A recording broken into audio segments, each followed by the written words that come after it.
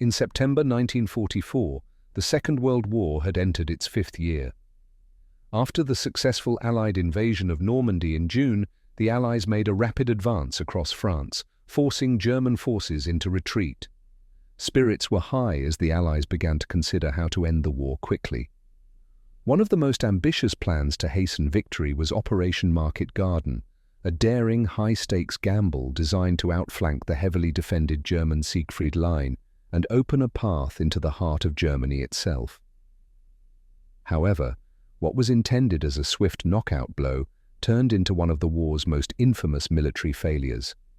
Operation Market Garden was conceived by British Field Marshal Bernard Montgomery. It was the largest airborne operation of the war and was designed to secure key bridges over major rivers in the Netherlands.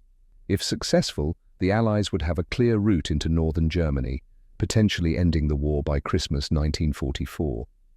The operation consisted of two main parts: the airborne assault, Market, and the ground offensive, Garden. The first part, Market, involved the largest deployment of airborne forces in history. 3 divisions of paratroopers, including the US 101st and 82nd Airborne Divisions and the British 1st Airborne Division, would be dropped behind enemy lines. Their mission: seize and hold a series of key bridges over the Maas, Waal, and Rhine rivers. The second part, Garden, involved a rapid armoured advance by the British 30 Corps, which would link up with the airborne forces and push through to the city of Arnhem, capturing the crucial bridge over the lower Rhine. Arnhem was the key. Securing the bridge there would give the Allies a direct route into the industrial heartland of Germany, the Ruhr. The plan was ambitious, bold, and daring, but it was also deeply flawed. September 17, 1944. The airborne assault begins. On the morning of September 17th, the skies over southern England were filled with the roar of engines as more than 35,000 paratroopers and glider troops boarded their aircraft. The largest airborne armada ever assembled took off, heading for the Netherlands. The initial drops went relatively smoothly. The 101st Airborne Division, known as the Screaming Eagles, was tasked with capturing key bridges at Eindhoven and securing the main highway. To the north, the 82nd Airborne Division was assigned to take the bridges at Nijmegen, including the strategic bridge over the Waal River. Further north, near Arnhem, the British 1st Airborne Division was dropped, with orders to secure the Arnhem Bridge. At first, things seemed to be going according to plan. The American paratroopers met with light resistance and managed to capture some of their objectives quickly. The Dutch resistance helped guide the paratroopers, providing valuable intelligence about German troop movements. However, the situation soon began to unravel. One of the key issues that plagued the operation was the terrain. The Netherlands is crisscrossed with rivers, canals, and dikes, which funneled the advancing forces into narrow roads. These single-lane roads made the Allied advance slow and vulnerable to German counterattacks. Furthermore, the weather, often cloudy and unpredictable in northern Europe, hampered the efforts to deliver reinforcements and supplies. At Arnhem, the situation was particularly dire. The British 1st Airborne Division, under the command of Major General Roy Urquhart, faced unexpectedly stiff resistance from German forces. Unknown to the Allies, 2 SS Panzer divisions had been resting and refitting near Arnhem after the Normandy campaign. These experienced and well-equipped troops presented a formidable obstacle. Despite their best efforts, the British paratroopers were unable to secure both sides of the bridge at Arnhem. The famous phrase, "a bridge too far," comes from this battle. The Arnhem Bridge, which was the ultimate goal of the operation, proved to be just that, too far for the Allies to reach in time. In the south, the American 82nd Airborne Division, under the command of General James Gavin, faced its own set of challenges. The bridge at Nijmegen, one of the key objectives, was heavily defended by German troops. After intense fighting, the American and British forces finally managed to capture the Nijmegen Bridge on September 20th. However, their progress was slow, and the British tanks of 30 Corps were still delayed by German resistance further south.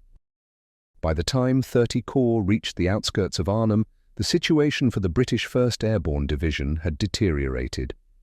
The paratroopers, who had been holding out for several days with little reinforcements or supplies, were surrounded by German forces. Despite their bravery and tenacity, the British were unable to hold the northern end of the Arnhem Bridge. On September 25th, after 9 days of brutal fighting, the remaining British troops at Arnhem were ordered to withdraw. Of the 10,000 paratroopers who had been dropped into Arnhem, only around 2,000 managed to escape across the Rhine. The rest were either killed or captured. The British 1st Airborne Division had been decimated. There were several reasons why Operation Market Garden ultimately failed. One of the key factors was the intelligence gap. The Allies underestimated the strength of German forces in the area, particularly the presence of the SS Panzer divisions near Arnhem. Furthermore, the plan relied heavily on speed and precise coordination between the airborne and ground forces. However, the narrow roads, German resistance, and logistical challenges all slowed down the advance. Another critical factor was the over-reliance on the airborne forces. While the paratroopers performed heroically, they were lightly equipped and lacked the heavy weapons needed to face armored German units. As the operation dragged on, their lack of supplies, especially ammunition and medical aid, took a devastating toll. Lastly, the weather played a significant role. Fog and low clouds grounded many of the follow-up glider and resupply missions, leaving the airborne troops isolated and vulnerable. The failure of Operation Market Garden had far-reaching consequences for the Allied war effort and significantly altered the course of the conflict. What was hoped to be a swift and decisive advance into Germany instead became a drawn-out battle of attrition. The Allies had aimed to outflank the heavily fortified Siegfried Line and punch through into the German heartland. But with the failure of Market Garden, the Siegfried Line remained intact, providing the Germans with a crucial defensive barrier. This allowed the German military time to regroup, reinforcing their defenses and prolonging the war for several more months. The failure also led to a significant loss of momentum for the Allies, who had hoped to achieve a rapid victory in late 1944. For the people of the Netherlands, the failure of Operation Market Garden was especially tragic.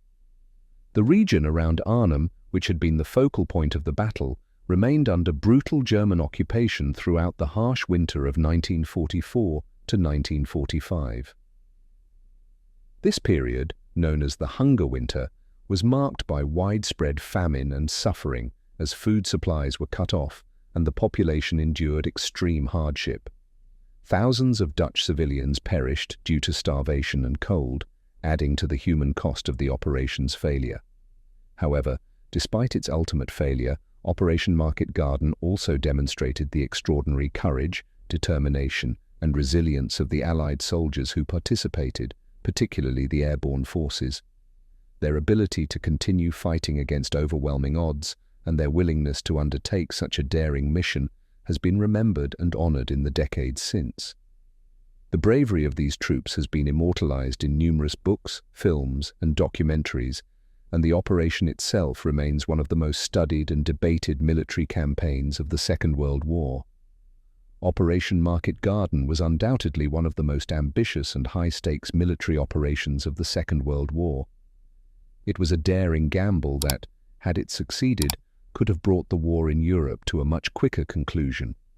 However, its failure highlighted the inherent unpredictability of war and the complexities of coordinating large-scale operations in difficult terrain and under challenging conditions. Despite its failure, the lessons learned from Market Garden were invaluable in shaping future Allied strategies, particularly in their eventual push into Germany.